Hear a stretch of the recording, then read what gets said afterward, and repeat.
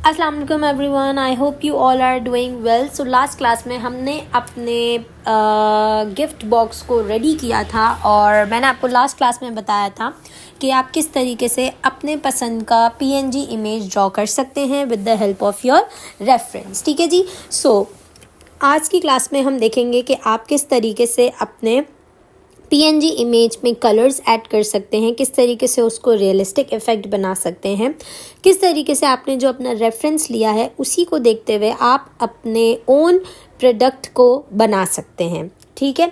सो सबसे पहले हमें क्या करना होगा, उसके लिए हम सबसे पहले क्या करेंगे, अपना जो हमारा रियल इमेज है उसकी हम ओपेसिटी कर देंगे 30 से 100%। ठीक है जी। ये करने के बाद आपने क्या करना है, Ctrl+T प्रेस करना है। इसको करना है आपने थोड़ा सा छोटा, क्योंकि ये इन दी एंड हमारे लिए एज अ रेफरेंस यूज़ होगा। ठीक है। ये करने के बाद आपने इसको छोटा करके साइड पे ले जाना है। ठीक है। जितना ज़्यादा आप साइड पे ले जा सके। मैं यहाँ पे थोड़ा सा और अपने पेज को जूम आउट कर दूँगी। ठीक है।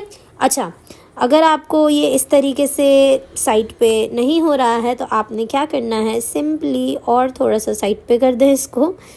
मतलब बस सिंपली आपने कहीं ना कहीं इसको सेट कर देना है कि आपको बस इसकी एक जो इमेज है जो आप सेट करना चाहते हैं, जो कलर पैलेट आपको नज़र आ सके। ठीक है।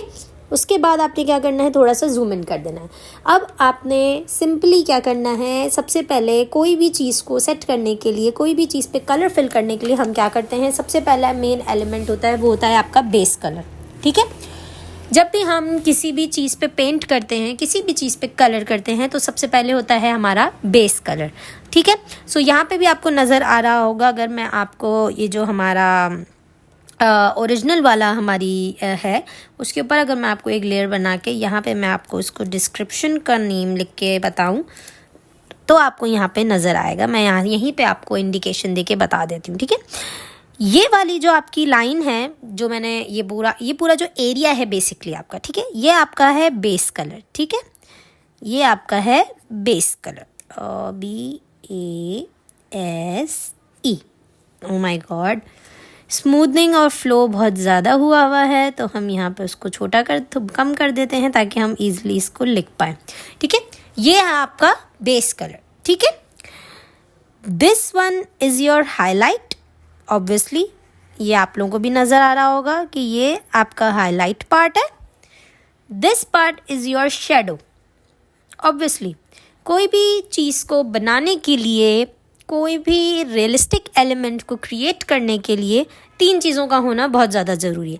एक आपका बेस कलर जो आपका मेन एलिमेंट है, दूसरा आपका हाईलाइट जिससे आपको पता चलेगा दैट यस थोड़ा सा उसके अंदर रियलिस्टिक इफेक्ट आएगा, तीसरी आपकी होती है चीज़ शेडो। ठीक है। सो ये सारी चीज़ें आपने अपने माइंड में रखनी है कि जो भी आप चीज़ ड्रॉ कर रहे हैं या जो भी आप चीज़ बना रहे हैं उसका जो मेन एलिमेंट है या जो मेन उसका इफ़ेक्ट है वो ये है। ठीक है। अच्छा, ज़रूरी नहीं है कि ये जो आपको यहाँ पे नज़र आ रही है गोल्डन बो, मैं गोल्डन ही बो क्रिएट करूँ, नहीं, मैं वाइट विद रेड स्ट्रिप, जो कि क्रिसमस का एक कलर होता है, जो कि कैंडी होता है, कैंडी का कलर आपने देखा होगा कि रेड और वाइट का कॉम्बिनेशन होता है, मैं वो भी कर सकती हूँ। ठीक है। अब कलर मेरे ऊपर डिपेंड करता है, मैंने सिर्फ इसको एज अ रेफरेंस यूज़ किया। ठीक है। आपने भी अपने किसी भी इमेज को एज अ रेफरेंस यूज़ करना है। यहाँ पे आपको साफ नज़र आ रहा है कि आपके पास 3 कलर हैं। एक आपका बेस कलर है, एक आपके पास शेडो है, एक आपके पास हाईलाइट है। ठीक है। यहाँ पे आपको मैंने तीनों ऑप्शंस बता दिए। अब आपको ये चीज़ देखनी है कि किस तरफ से आपने क्या चीज़ देनी है। जैसे यहाँ पे आपको नज़र आ रहा है कि ये जो सेंटर वाला पार्ट है, this is your highlight part. So इसका मतलब इस पे जो लाइट आ रही है वो बिल्कुल सेंटर से आ रही है। ठीक है। या तो बिल्कुल ऊपर से आ रही है या तो बिल्कुल सामने से आ रही है। इसी वजह से इसके आप चाहे राइट वाला साइड देख लें या लेफ़्ट वाला साइड देख लें, दोनों साइड पे equal amount of shadows create हो रहे हैं। ठीक है। ऐसा नहीं है कि आपको जो है वो लेफ़्ट साइड पे जो है वो यहाँ पे आपको हाईलाइट नज़र आ रहा हो, यहाँ पे आपको शेडो नज़र आ रहा हो, नहीं, ऐसा नहीं है। या यहाँ पे आपको हाईलाइट नज़र आ रही हो और यहाँ पे आपको शेडो नज़र आ रहा हो, ऐसा भी नहीं है। हमें एक चीज़ बहुत क्लियर यहाँ पे नज़र आ रही है that yes this is our portion of highlight. ये हमारा हाईलाइट का पोर्शन है, ये हमारा शेडो का पोर्शन है और ये हमारा जो सेंटर है वो हमारा बेस का पोर्शन है। इसी तरीके से अगर हम इसके ऊपर साइड पे देखेंगे, so this is our highlighted part, this is our shadow part, और इसके बीच में जहाँ पे हमारी बो आ रही है वो हमारा क्या है, बेस कलर है। ठीक है, सो आपने किसी भी इमेज को क्रिएट करने के लिए ये 3 चीज़ें लाजमी याद करनी है, that is BSH, base, shadow and highlight, और HSB, highlight, base and shadow. ये 3 जो हैं, there is only one rule to create the realistic effect on anything, that is HSB। ठीक है, ये 3 चीज़ें अगर आपने समझ ली कि हाईलाइट आपने कहाँ देना है, शेडो आपने कहाँ देना है, बेस कलर आपने कैसे शो करना है, अगर आपको इन तीनों चीज़ों की साइंस समझ में आ गई तो आप आराम से अपनी कोई भी इमेज को रियलिस्टिक बना सकते हैं, क्योंकि यही 3 चीज़ें ऐसी होती हैं जो आपकी इमेज को रियल बनाती हैं, यही 3 चीज़ें ऐसी होती हैं जो आपकी इमेज को बिगाड़ देती हैं। मैं आपको एग्जांपल देती हूँ कि अगर मैं यहाँ पे इस जगह, जिस जगह आपको मैं इसका थोड़ा सा कलर चेंज करती हूँ, मैं यहाँ पे येलो कलर ले लेती हूँ तो वो थोड़ा सा प्रोमिनेंट हो जाएगा। ठीक है, थोड़ा सा येलो डीप कलर, डीप नहीं, थोड़ा सा नियॉन टाइप कलर। ठीक है, अगर मैं आपको बताऊँ कि अगर इस जगह पे मैंने अपने हाईलाइट दिए हुए होते, ठीक है, और इस जगह पे मैंने अपना बेस कलर दिया हुआ होता, इस जगह पे मैंने अपना शेडो दिया हुआ होता, ठीक है, और इस जगह पे मैंने अपना शेडो दिया हुआ होता, तो एक अजीब सा ही कुछ इमेज निकल के आता है कि ये वाला पार्ट आपका पूरा हाईलाइटेड है, यहाँ पे आपने अपना पूरा बेस कलर दिया हुआ है, शेडो दिया हुआ है, यहाँ पे आपने अपना बेस कलर यूज़ किया हुआ है। सो ये कोई बैलेंस नहीं बनता। इसी तरीके से अगर मैं ऊपर की बात करूँ तो मैं यहाँ पे अगर अपना जो है वो बेस कलर दे देती, यहाँ पे मैं अपना हाईलाइट ऐड कर लेती, यहाँ पे मैं अपना शेडो ऐड कर लेती, तो एक बैलेंस क्रिएट नहीं होता और पता नहीं चलता कि हाँ कौन सी चीज़ करनी चाहिए, कौन सी चीज़ नहीं करनी चाहिए। ठीक है, सो ये जो आपका रूल है HSB का, इसको आपने याद रखना है कि आपने किस जगह हाईलाइट देना है, किस जगह शेडो क्रिएट करना है और किस जगह आपने बेस को इन्हेंस करना है, क्योंकि बेस ओवरऑल आपके हर जगह होगी, लेकिन उसको इन्हेंस करने के लिए, उसकी क्वालिटी को डिफाइन करने के लिए उसके साथ जो एक सब्सटीट्यूट हम कलर्स ऐड करेंगे, सब्सटीट्यूट एलिमेंट्स हम ऐड करेंगे, that is the highlight and the shadow. आपने बहुत दफ़ा देखा होगा, अगर हम अपने रियल उसकी बात करें, जैसे हम कभी अपने हाथ से जैसे कोई गिफ्ट देते हैं या हम कोई भी चीज़ लेते हैं तो उसका एक प्रॉपर शेडो होता है। क्यों? Because of the sunlight. ठीक है, जब तक कहीं भी सनलाइट नहीं होगी या सनलाइट की जगह आप कोई भी सोर्स ऑफ लाइट कर लें, सिर्फ सनलाइट की बात नहीं करूँगी मैं यहाँ, आप कोई भी सोर्स ऑफ लाइट कर लें, जब तक किसी चीज़ पे सोर्स ऑफ लाइट नहीं होगी वो चीज़ रियलिस्टिक इफेक्ट नहीं देगी। ठीक है, इसको एक और थोड़ा सा डेप्थ देने के लिए मैं आपको एक और चीज़ भी बताऊँगी कि हम इसके डाउन साइड पे भी शेडो क्रिएट कर सकते हैं। ठीक है, अब वो हो सकता है कि हम सिर्फ इतना वाला पार्ट क्रिएट करें, यहाँ से और यहाँ से शेडो दे दें हम।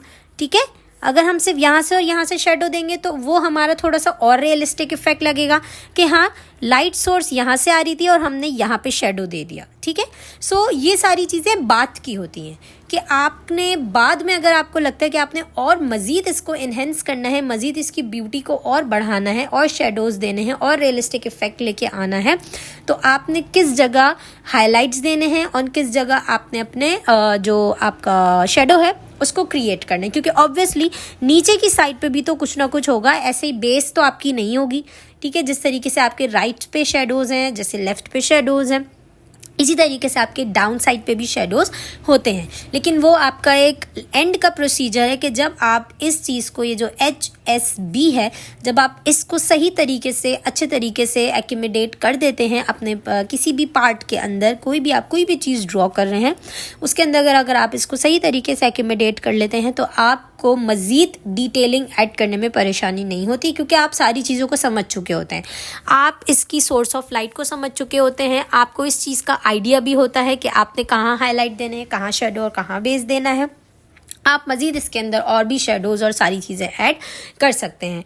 ठीक है जी, सो इतनी ज़्यादा जो मैंने आपको एक प्रॉपर लेक्चर दिया है वो ये इसीलिए दिया है ताकि जब आप कोई भी कलर ऐड कर रहे हो तो आपको बार बार ये चीज़ क्वेश्चन आपके माइंड में ना आए कि अरे यार हमने तो ये कर दिया, अब हम इसको कैसे सही करें। सो कोई भी लेक्चर में बार बार रिपीट करना या एक ही चीज़ को डिटेल में 3-4 तरीक़ों से समझाना, इसका मकसद सिर्फ इतना सा होता है कि अगर आप कहीं भी फंस जाएं, किसी भी चीज़ पे फंस जाएं, तो आपको मेरे दोबारा लेक्चर को देखना या उसको दोबारा आने का इंतज़ार ना करना पड़े कि शायद अगले आने वाले लेक्चर में हमें इस चीज़ का जवाब मिल जाए। ठीक है जी, ओके जी। सो अब आपको ये चीज़ समझ में आ गई होगी कि किस तरीके से आपने इन सारी चीज़ों पे फोकस करना है। सो मैं यहाँ पे अपनी डिस्क्रिप्शन लेयर को बंद कर देती हूँ एंड मैं आ जाती हूँ अपने ओरिजिनल वाले पार्ट पे। ठीक है, सो मैं यहाँ पे अपने जो गिफ्ट वाले पार्ट को मैंने थोड़ा सा सेंटर में कर दिया है। अच्छा जी, अब यहाँ पे आपने क्या करना है, कलर को फिल करना स्टार्ट करना है। ठीक है, मेरे पास जो कलर रेंज है, मैं यहाँ पे ग्रीन कलर यूज़ करूँगी। ठीक है, बेस कलर के लिए for the base I use green colour. ठीक है, and for the detailings I use, जो मैंने आपको बताया, वाइट के साथ मैं रेड स्ट्राइप्स को प्ले करूँगी। ठीक है, ताकि वो एक थोड़ा सा क्रिसमस वाला इफ़ेक्ट आ सके। I don't want to go with that white और रेड वाला पार्ट, सो मैं यहाँ पे ग्रीन एंड वाइट के साथ उसका मिक्सचर क्रिएट करूँगी। ठीक है, सो अब आपने क्या करना है, सबसे पहले आपने अपना बेस कलर सेट करना है। सो बेस कलर के लिए मैं यहाँ पे अपना शेड कार्ड ओपन करके मैं यहाँ पे अपना ग्रीन कलर सेलेक्ट कर लूँगी। ठीक है, सो मैंने यहाँ पे जो अपना झंडे वाला ग्रीन कलर है उसको थोड़ा सा मैं और लाइट की तरफ लेके जाऊँगी, समवट लाइक दैट। ठीक है, सो मुझे अपना ये वाला ग्रीन कलर जो है वो अपने बेस पे चाहिए। तो आपने सिंपली क्या करना है, अब आप यहाँ देखेंगे मैं आपको आपके वे में यहाँ पे थोड़ा सा एक डिटेल प्रोसेस करके दिखाऊंगी। ठीक है, अगर आप जी प्रेस करते हैं, जो कि मैंने आपको ऑलरेडी बताया हुआ है, आपने सबसे पहले अपनी लेयर सेलेक्ट करनी है, किस लेयर पे आपने अपना जो भी कलर है वो फिल करना है। सो मुझे यहाँ पे अपने बेस पे चाहिए। सो ऑब्वियसली मेरा बेस जो है वो मेरी वेक्टर इमेज है, जो मैंने पेन टूल से और अपने ब्रश से क्रिएट की है। ठीक है, अगर मैं अपनी इस लेयर पे जाके क्लिक करती हूँ तो आपने यहाँ क्या देखा कि मेरी पूरी लेयर पे कलर फिल हो गया। ठीक है, सो ऐसा क्यों हुआ, क्योंकि मैंने या आपने, हमने जो भी इमेज ड्रॉ की है उसको हमने इरेज भी किया है और कहीं कहीं से हमने उसके पार्ट्स को ड्रॉप भी किए हुए हैं। ये आपको कैसे समझ में आएगा, जब आप यहाँ पे अपनी बो वाला पार्ट जब आप यहाँ पे बंद करेंगे। ठीक है, जैसे ही मैंने अपना बो वाला पार्ट बंद किया, बो वाली आई को मैंने क्लोज किया, तो आपको यहाँ पे क्लियर नज़र आ गया दैट यस कि यहाँ पे हमने जितने भी हमारे डिटेलिंग्स वाला जो वेक्टर इमेज है उसको हमने कंप्लीट नहीं किया हुआ। एक चीज़ आपने हमेशा ध्यान रखनी है कि अगर आपने कलर फिल करना है तो आपके जो एजेस हैं या जो आपकी इमेज है वो कंप्लीट होनी चाहिए। ठीक है, अगर आपकी इमेज कंप्लीट नहीं होगी तो वो पूरे पेज पे कलर फिल हो जाएगा, चाहे वो आपका माइन्यूट से माइन्यूट वाला पार्ट भी क्यों ना हो। ठीक है, अब आपने क्या करना है, इसी के ऊपर मैं एक अपनी न्यू लेयर बना लूँगी।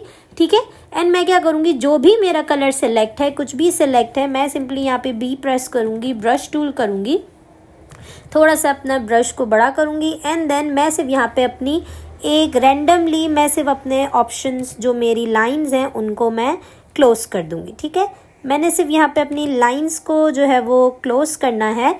ठीक है, लाइंस को आपने सबको यहाँ पे जो भी आपकी लाइंस खुली हुई हैं, जितने भी आपके पार्ट्स खुले हुए हैं, आपने उसको यहाँ पे बंद कर देना है, ताकि हम इन दी एंड हम अगर यहाँ पे कोई भी चीज़ कलर हम स्पेसिफिकली कोई भी फॉलो कर रहे हैं तो हम यहाँ पे उसको फॉलो कर सके। ठीक है, अब आप यहाँ पे देख रहे हैं कि मैंने यहाँ पे सब कुछ बंद कर दिया है। ठीक है, एंड देन अब मैं क्या करूँगी, अब मैं यहाँ पे दोबारा कलर फिल करने की कोशिश करूँगी। वैसे तो मैंने यहाँ पे इन दी एंड बंद कर दिया है, लेकिन अगर मैं सिर्फ इस लेयर की बात करूँ तो यहाँ पे अभी भी मेरी लेयर्स खुली हुई हैं। ठीक है, सो मुझे क्या करना होगा, मुझे अपनी इन दोनों लेयर्स को करना होगा मर्ज। ठीक है, मैं यहाँ पे इसको मर्ज कर दूंगी, कंट्रोल ई प्रेस करूंगी तो मेरी ये दोनों चीज़ें यहाँ पे मर्ज हो गई। ठीक है जी, मर्ज होने के बाद अब मुझे कहाँ कहाँ कलर चाहिए मैं वो चीज़ यहाँ पे सिलेक्ट करूँगी। मैं यहाँ पे करूँगी W press, magic wand tool लूँगी एंड देन क्लिक करूँगी। ठीक है, अब आप देख रहे हैं कि मैंने यहाँ पे जहाँ पे क्लिक करना था मैंने वहाँ पे क्लिक कर लिया एंड मेरा जो एक पार्ट है वो सिलेक्ट हो चुका है। मुझे ऊपर वाला पार्ट भी चाहिए, मैंने वो भी सिलेक्ट कर लिया। ठीक है, अब मैं यहाँ पे और बैक स्पेस फिल करके देखती हूँ तो मेरा कलर कुछ इस तरीके से यहाँ पे फिल हो गया। ठीक है, कलर फिल हो गया। ठीक है, एक्यूरेट है, जैसा कलर चाहिए था वैसा ही कलर फिल हो गया। अब आपने क्या करना है, अब आप अपनी बो वाली जैसे ही आप खोलेंगे तो आपको यहाँ पे आपके एलिमेंट्स नज़र आएंगे कि कहाँ कहाँ आपने, मतलब हमें कहाँ कहाँ ग्रीन वाला पार्ट नहीं चाहिए, ठीक है। सो उसके लिए आपने क्या करना होगा, सिंपली उसके लिए आपने सबसे पहले आपको इरेज़र चाहिए होगा और इरेज करेंगे हम यहाँ पे हमारी ये जो ग्रीन वाली लाइंस हैं इनको, ठीक है। सो इन लाइंस को इरेज करने से पहले मैं आपसे बोलूँगी कि सबसे पहले हम यहाँ पे अपनी लाइंस को इरेज करने से बेहतर है कि हम अपनी जो बो एरिया है हमारा, हम उसको कंप्लीट करें ताकि हमें इन दी एंड ये पता चल सके कि हाँ हमें कहाँ कलर चाहिए और कहाँ कलर नहीं चाहिए, ठीक है।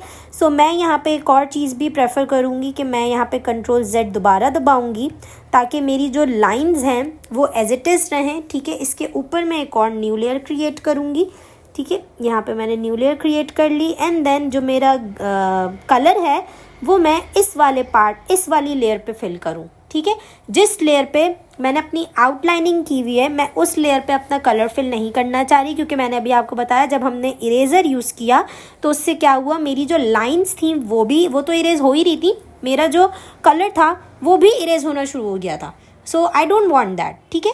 मुझे अपना कलर इरेज नहीं करना, मुझे अपनी लाइंस को इरेज करना है, ठीक है। सो मैं यहाँ पे Ctrl+D दोबारा प्रेस करूँगी, बो वाला पार्ट हम ओपन करेंगे, बल्कि बो वाला पार्ट हम अभी अपना क्लोज रखते हैं, ठीक है।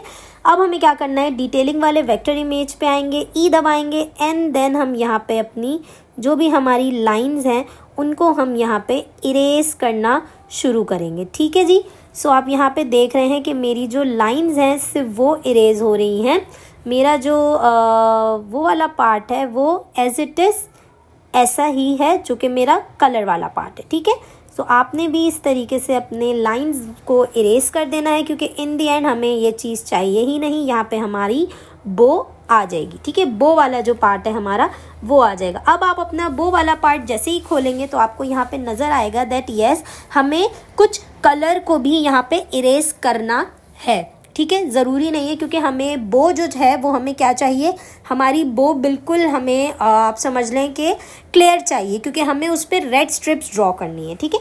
सो रेड स्ट्रिप्स ड्रॉ करने के लिए हम क्या करेंगे, अब हम अपनी कलर वाली लेयर पे जाएंगे। अब आपने क्या करना है, बहुत ज़्यादा प्रिसाइजली आपने अपने ब्रश टूल को यूज़ करना है, इरेज़र टूल को यूज़ करना है, सॉरी ब्रश टूल नहीं, आपने अपने इरेज़र टूल को यूज़ करके आपने ये जो लाइंस ड्रॉ की हैं इसके अंदर ही जहाँ तक आपकी बो है आपने वहाँ पे सिर्फ अपने कलर को इरेज करना है। आप अगर इस लाइन से बाहर जाएंगे, देखा अब मैं जैसे ही इस लाइन से बाहर गई फ़ौरन मेरा जो कलर है वो इरेज हो गया, ठीक है।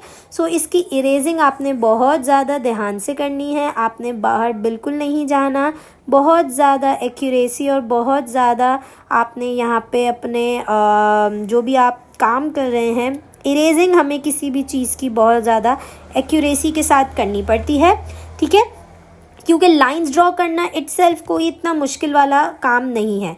बट जहाँ बात आती है आपकी इरेजिंग की, वहाँ थोड़ा सा हमें आप समझें कि हमें थोड़ा सा यहाँ पे रिस्ट्रिक्ट रहना पड़ता है, हमें थोड़ा सा रिस्ट्रिक्शन आ जाती है हमारे लिए। क्योंकि हमारे पास जो है वो ये चीज़ थोड़ी सी प्रॉब्लम कर सकती है, ठीक है जी।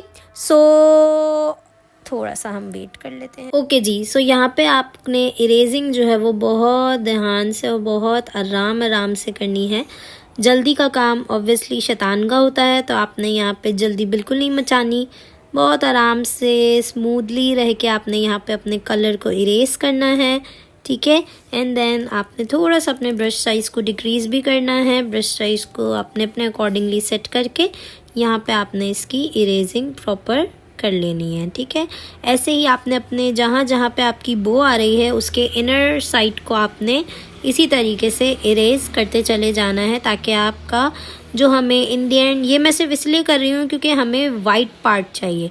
अगर हम वाइट के साथ कॉम्बिनेशन नहीं रखते, अगर कोई और हम कॉम्बिनेशन रखते तो ऑब्वियसली मैं यहाँ पे कोई और चीज़ आपको बताती कि किस तरीके से आपने जो है वो अपनी इस वाले एलिमेंट को रखना है, ठीक है। सो ऑब्वियसली मैं इस वाले पार्ट को भी इरेज करूँगी, बिकॉज ये भी जो है वो इन दी एंड हमारा बो वाला ही एलिमेंट है, ठीक है।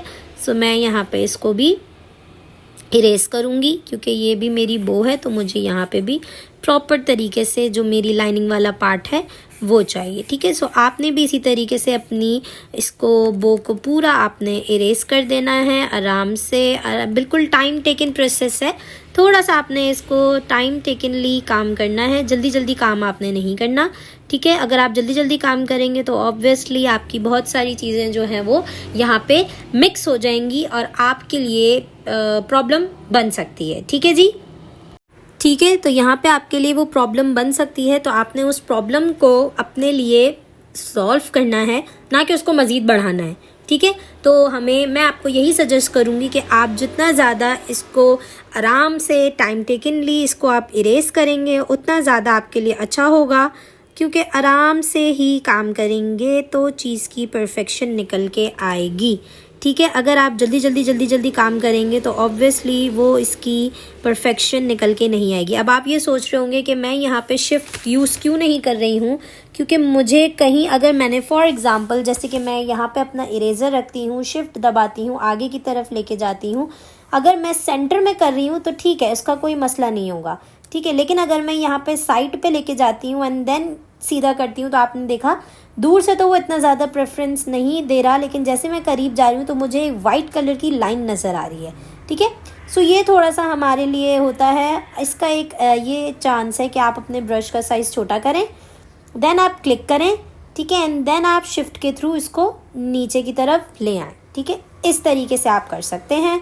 मैं यहाँ पे दोबारा क्लिक करूँगी एंड शिफ्ट दबा के नीचे की साइड इसको ले आऊँगी और जो बाकी का पार्ट है उसको ऐसे हम इरेज कर देंगे। ठीक है, जो ये वाला पार्ट है इसको भी हम ऐसे ही करते हैं ताकि जो इरेगुलर हमारे एजेस हैं वो भी हमारे क्लीन हो सकें। ठीक है जी, सो ये वाला पार्ट हमारा क्लियर हो चुका है। अब हम यहाँ पे आते हैं, सबसे पहले हम इसको जो स्ट्रेट वाला पार्ट है उसको करने की कोशिश करते हैं। ठीक है, बाकी फिर हम अपने नीचे वाले पार्ट पे चले जाएंगे, वो इतना कोई मसले वाली बात नहीं है। ठीक है, सो दोबारा करते हैं क्योंकि ऑब्वियसली हमें इसको भी करना ही है। सो हम यहाँ पे अपने सबसे पहले हम अपनी उसको जो हमारी इमेज है उसको हमने एग्जैक्ट एक्यूरेट रखना है। ठीक है, एंड यहाँ पे शिफ्ट प्रेस करना है, क्लिक करना है, शिफ्ट प्रेस करना है एंड देन क्लियरेंस करनी है, क्लिक करना है, शिफ्ट प्रेस करना है, क्लियरेंस करनी है। ठीक है जी, सो ये हमारा ये वाला साइड भी हो गया है एंड देन अब हम क्या करेंगे, अपने इस साइड को भी, इस पार्ट को भी इरेज करेंगे बिकॉज़ हमें ये वाला पार्ट नहीं चाहिए। तो मैं यहाँ पे हमारे इस पार्ट को भी इरेज कर रही हूँ। ठीक है जी, थोड़ा सा साइज़ छोटा करूँगी बिकॉज़ मुझे इसके अंदर वाला पार्ट भी इरेज करना है। ठीक है जी, दोबारा से हम इसको थोड़ा सा बड़ा कर देंगे, साइज़ इंक्रीज़ कर लेंगे एंड देन हम यहाँ पे रेगुलर सी जो इरेजिंग है उसको करेंगे। ठीक है, आपने भी इसी तरीके से अपने हर पार्ट को क्लियर रह के क्लीन करना है। ठीक है, कोशिश यही करनी है कि जितना ज़्यादा आप इसको क्लियरली क्लीन कर सकें, आपने उतना ज़्यादा अपने ब्रश के साइज़ को इंक्रीज़ करना है एंड उतना ज़्यादा इसकी क्लियरेंस की तरह क्लियरेंस करते आपने इसकी क्लीन जो है वो आपने यहाँ पे क्लियरेंस करनी है। जितना ज़्यादा आपकी क्लीन क्लियरेंस होगी उतना ज़्यादा आप एंड में जाके अपने प्रोडक्ट की जो ब्यूटी है उसको देख पाएंगे। ठीक है, अगर आपकी क्लियरेंस जो है वो क्लीन नहीं होगी तो आप अपने जो आपका प्रोडक्ट है उसकी जो ब्यूटी है वो आपको इन दी एंड इतना ज़्यादा क्लियरली नज़र नहीं आएगी, उसमें आपको पैचेस नज़र आएंगे। ठीक है, जैसे मैं यहाँ पे अपने ब्रश टूल को प्रेस करती हूँ, कलर मेरा ऑलरेडी सिलेक्टेड है।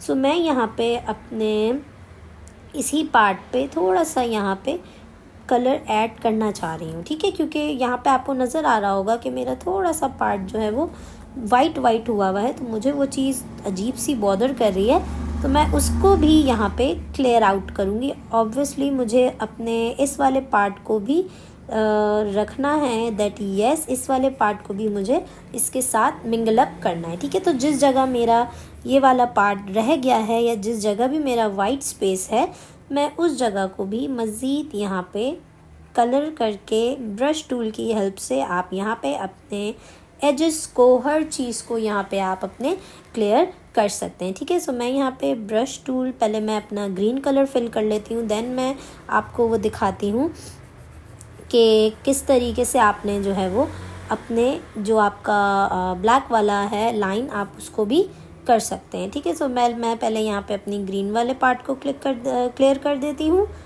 ठीक है, ग्रीन वाला जितना भी हमारा पार्ट है हम उसको क्लियर कर लेते हैं। देन फिर हम अपनी ब्लैक वाली आउटलाइन जो हमारी नज़र आ रही है, जो कि बहुत ज़्यादा इरेगुलर सी लग रही है, हम उसको भी क्लियर आउट कर देंगे। ठीक है, पहले हम यहाँ पे अपने ग्रीन वाले एलिमेंट को ब्रश टूल की हेल्प से, ब्रश टूल की मदद से पूरा क्लियर कर देंगे, ताकि जहाँ जहाँ हमारे रफ़ एजेस नज़र आ रहे थे वो हमारे एजेस नज़र ना आए। ठीक है जी, अब आप यहाँ पे देख सकते हैं कि किस तरीके से आपकी एक इमेज जो है वो एक प्रॉपर तरीके से यहाँ पे नज़र आ रही है।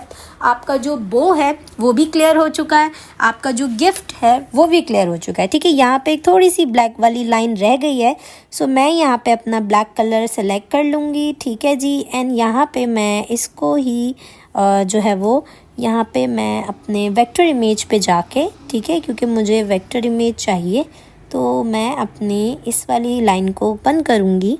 ठीक है, बंद करने के बाद आपने इसकी ओपेसिटी स्मूथनिंग एंड फ्लो, ठीक है, इसको आपने बढ़ाना है। बढ़ाने के बाद सिंपली आपने इसको बिल्कुल आपने इसके साथ मैच कर देना है। ठीक है, एंड देन आपने अपनी ये वाली जो लाइन है इसको आपने ओपन कर देना है, जो आपका कलर इमेज है। ठीक है, अब आपने क्या करना है, मैंने अब अपने चाहूँगी मैं तो मैं इसको ऊपर भी लेके आ सकती हूँ, बट मैं यहाँ पे क्या करूँगी, एम प्रेस करूँगी, इस वाली पार्ट को थोड़ा सा सिलेक्शन करूँगी, कंट्रोल X एंड V दबाऊँगी ताकि मेरा दूसरे लेयर पे चला जाए। फिर मैं अपनी ये वाली लेयर खोलूँगी, क्योंकि मैं बार बार कलर फिल नहीं करना चाह रही हूँ। ठीक है, एंड ये वाली लेयर को ले जाके मैं इसके ऊपर सेट कर दूँगी, एंड देन मैं यहाँ पे अपने इस वाले पार्ट को सेट कर दूँगी। इस तरीके से क्या हुआ, इस तरीके से मेरा जितना जो ये वाला पार्ट था वो इसके साथ सेटल डाउन हो गया। अब मुझे कोई इसमें क्लियरेंस की ज़रूरत नहीं है, कहीं मुझे इरेजिंग नहीं करनी, कहीं मुझे कोई चीज़ ऐड नहीं करनी। तो ये आपके लिए बहुत ज़्यादा एक अच्छी बात हो जाएगी कि ठीक है, आपने यहाँ पे अपनी सारी चीज़ें फुलफ़िल कर ली। फर्स्ट, आपने अपनी PNG इमेज रेडी कर ली, yes our PNG image is ready. Second, आपने अपना बेस कलर दे दिया, येस हमारा बेस कलर भी रेडी है। थर्ड, आपने अपनी जो आपकी जहाँ पे आपको इरेजिंग करनी थी आपने वो भी कर ली, yes we have done it. Fourth element जो आपका मेन एलिमेंट है ये कि आपने अपनी हर चीज़ को, अपनी हर लेयर को आपने अलग किया हुआ है। ठीक है, वो भी हमने कर ली। अब आपका जो मेन एलिमेंट आता है वो ये कि अब आपने क्या करना है, यहाँ पे आपने चूज़ करना है रेड कलर। ठीक है, रेड कलर चूज़ कर लें, मैं यहाँ पे रेड ही चूज़ करूँगी, थोड़ा सा वाइब्रेंट से मैंने ये रेड कलर चूज़ किया है।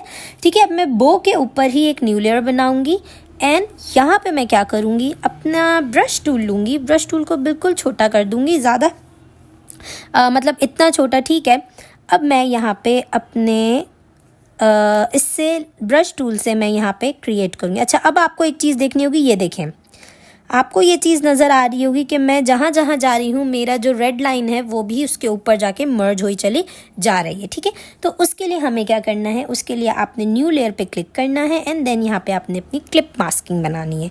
ठीक है, जब हम क्लिप मास्किंग बनाते हैं तो उससे क्या होता है, उससे ये होता है कि आप जो भी चीज़ ऐड करें, अब आप देखें मैं इस पे अगर जब मैं सिर्फ यहाँ पे अगर बो की बात करूँगी ना तो मेरे सिर्फ बो वाले पार्ट पे सिर्फ कलर होता जाएगा। आप ये देखें जिस तरीके से मैं यहाँ पे ऐड कर रही हूँ। ठीक है, सो क्लिप मास्किंग का मतलब होता है कि आप जो भी चीज़ करना चाह रहे हैं आप उसको एक्यूरेसी के साथ यहाँ पे कर सकते हैं। ठीक है, लेकिन मुझे ये चीज़ सिर्फ आपको बतानी थी कि बेसिकली आप इस तरीके से भी इस चीज़ को ऐड कर सकते हैं। क्लिप मास्किंग का मतलब ये होता है कि आप उससे बाहर नहीं आ सकते। ठीक है, लेकिन हमें यहाँ पे ये चीज़ नहीं चाहिए, सो मैं सिंपली क्या करूँगी, मैं यहाँ पे अपने ब्रश टूल को छोटा करूँगी, एंड देन मैं यहाँ पे बस अपनी लाइंस को ड्रॉ करूँगी। ठीक है, या तो आप अपने ब्रश टूल को बस नॉर्मली बड़ा कर लें, एंड यहाँ पे आप अपनी जो भी आपका ब्रश टूल का पार्ट है आप उसको यहाँ पे कंप्लीट ड्रॉ करें, एंड देन हम यहाँ पे कलर बाद में फिल कर लेंगे। ठीक है, तो हम यहाँ पे वही वाला पार्ट करेंगे कि हम यहाँ पे अपना ब्रश टूल